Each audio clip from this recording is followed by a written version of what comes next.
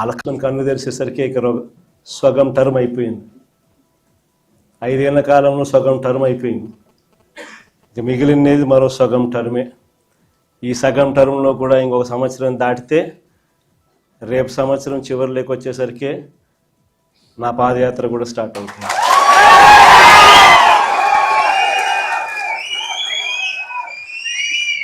దాని తర్వాత 1.5 సంవత్సరం నేను కూడా రోడ్డు మీదనే ప్రజలతోనే ప్రతి నియోజకవర్గము తిరుగుతూ వస్తా. ఆ తర్వాత ఆ పాదయాత్ర స్టార్ట్ అయిన తర్వాత చంద్రబాబు నాయుడు గారికి వైఎస్ఆర్ కాంగ్రెస్ పార్టీ శ్రేణులు ప్రతిరోజు చంద్రబాబు నాయుడు గారికి సినిమా చూపిస్తాం. చంద్రబాబు నాయుడు గారికి మోస్ట్ ప్రాక్టికల్ సొల్యూషన్ ఇచ్చినాం మనం. అయ్యా చంద్రబాబు గారు, రాష్ట్రానికి ఇప్పుడే కాదు, మీరు చేస్తూ ఉన్న చర్యలతో రాష్ట్రానికి ఎప్పటికీ క్యాపిటల్ లేకుండా చేస్తూ ఉన్నారు. అలా చేయడం వల్ల రాష్ట్రానికి అసలు క్యాపిటల్ అనేది ఉండదు మీ వల్ల. దయచేసి ఇది మానుకోండి.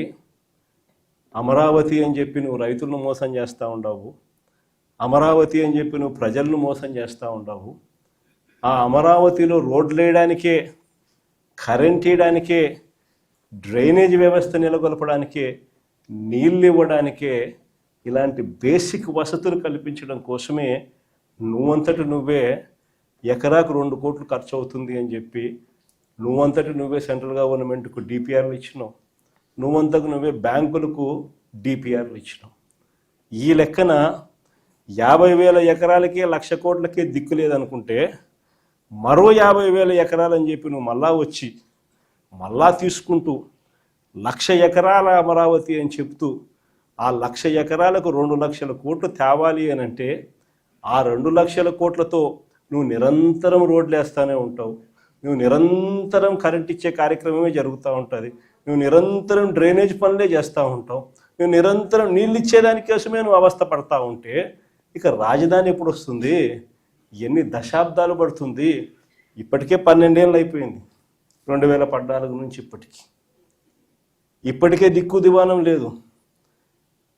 ఇంకా ఎన్ని దశాబ్దాలు పడుతుందో తెలియదు. డబ్బంతా రోడ్లకే ఖర్చు అవుతుంది, డబ్బంతా రోడ్డు కరెంట్ వేయడానికి ఖర్చు అవుతుంది, డబ్బంతా డ్రైనేజీలు పెట్టడానికే ఖర్చు అవుతుంది. ఇంకా ఎన్ని దశాబ్దాలు పడుతుందో. ఆ దశాబ్దాల కాలంలో ఈ 2,00,000 కోట్ల విలువ పూర్తి చేయడానికి 4 లక్షలు అవుతుందో 10 లక్షల కోట్లు అవుతుందో. చివరికి 12 ఏళ్ల తర్వాత కూడా ఈ పొద్దు రాష్ట్రానికి రాజధాని లేదు. ఇంకా 20 ఏళ్ళ తర్వాత కూడా మన పరిస్థితి ఏమిటి అంటే అప్పుడు కూడా రాష్ట్రానికి రాజధాని కనిపించదయ్యా. అయ్యా చంద్రబాబు, ఇది మానుకో. ఆ 2 లక్షల కోట్లలో 10% పెడితే చాలు, 10% పెడితే చాలు.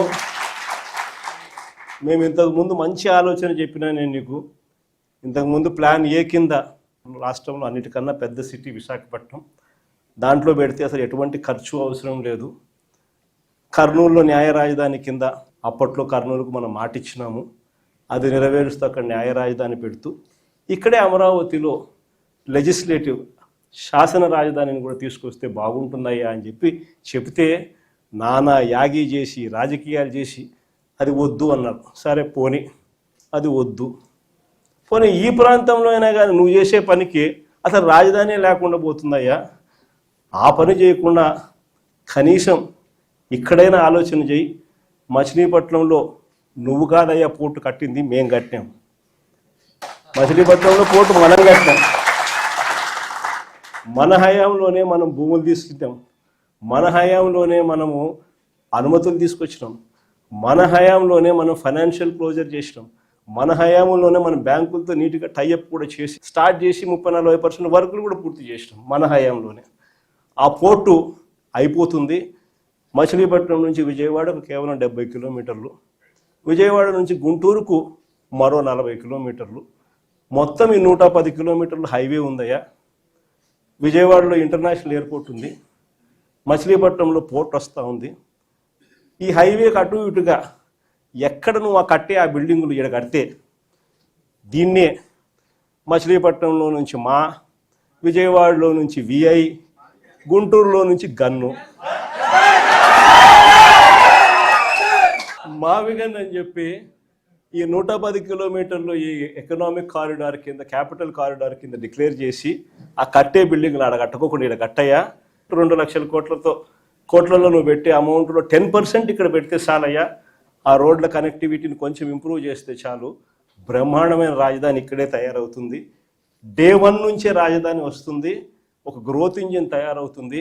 కనీసం 20 ఏళ్ళ తర్వాత అయినా మన పిల్లలు ఉద్యోగాల కోసం ఎక్కడికెక్కడికో పోవాల్సిన అవసరం లేకుండా మా మావిగంలోనే ఉద్యోగాలు దొరుకుతాయ్యా అని చెప్పి